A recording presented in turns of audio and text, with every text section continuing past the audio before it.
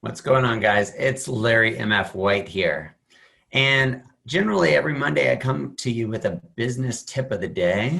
But today, I think there's some more pressing issues going on in our life right now that I think that we just need to be aware of, right? As if the financial market, like fluctuating so much, wasn't enough, as if our political climate it didn't provide enough variety in our life. Now we have COVID-19, right? Which is creating this global pandemic at this point. We have major arenas. We have the Houston Rodeo, the largest rodeo in the country, that's shut down. NBA is shutting down. All major sporting events. We have countries that are being quarantined. And at first, as I've heard a lot of other people say, oh, it's a strain of the flu. Oh, it's this. Oh, it's that. When I started noticing some of these things going on, I was like, all right, maybe I need to take a little bit more note to this and do a little bit more research myself.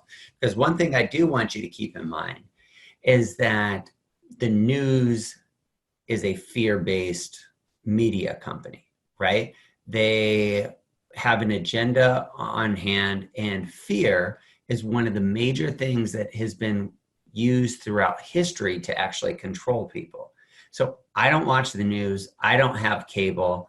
It's important to educate yourself on what's going on and where you're getting that from. But keep in mind, when you're operating from a fear-based mentality, you're operating at such a low vibration, and it's very easy to manipulate the masses, right? So what I don't want to happen is for you guys to operate from this fear-based mentality. And I think that's what's happening a lot of times. People are taking pictures of no toilet paper. I've been to the grocery store a couple of times since all of this is rolled out. It's actually been pretty empty. There's been food on the shelves, right? There's no reason to cause this pandemic, right? There's no reason to operate from this fear-based mentality. And I'm telling you, if you guys need some toilet paper, I only have about 16 rolls here in our house because we haven't went out because we don't need it, right? We don't need everybody to go and buy everything off the shelves that they don't need. But this is what's promoted in the media a lot of times. So make sure that you guys are doing your own research. Don't operate from this position of fear. Operate from this place of abundance, of love, that lets you know that there's people here to help and a lot of resources and stuff that are out there.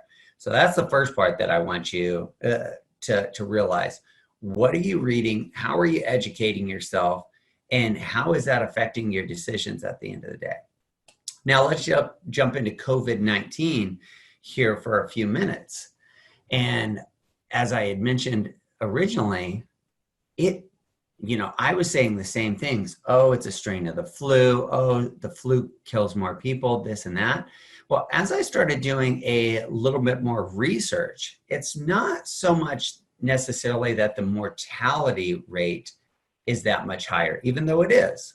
It may not have killed as many people as the flu last year, but if you look at the mortality rate, it's over 30 times what the average flu is for the time frame and the amount of people that it's affected at this point in time. So that is very high, even though the general population that it's affecting is people, elderly folks and very infant children at the same time.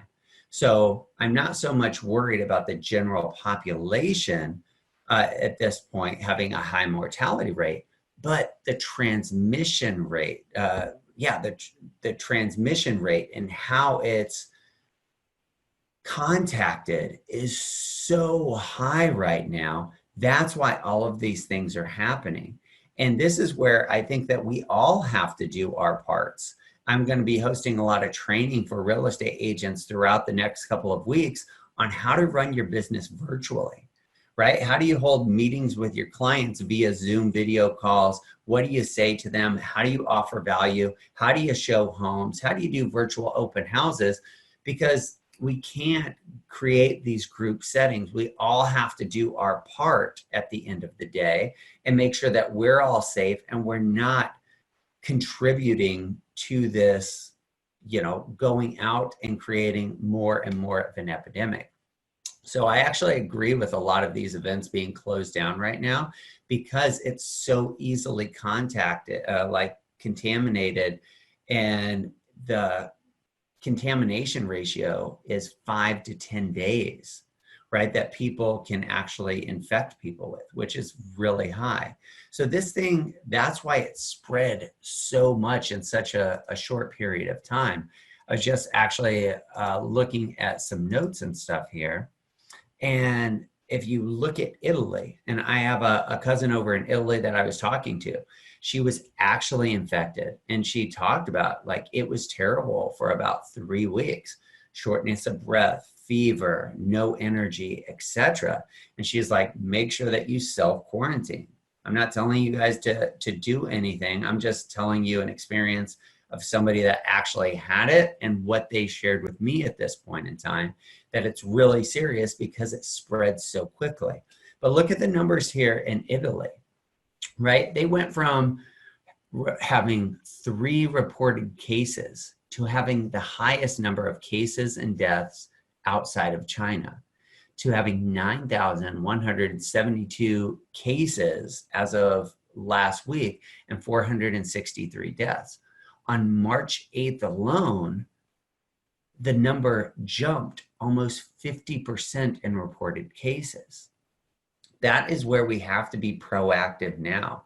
A lot of my tenants, we canceled our open houses and stuff because we can't just support that, right? We have to make sure that we stop this and we cut this off. And I'm supporting all of these things being shut down because it's not about business. And maybe this is a good point for us to slow everything down and figure out what is important in our lives, right? Reconnect with our family and loved ones there, realize the things that we haven't done in a long time, and really kind of slow things down and go back to our roots.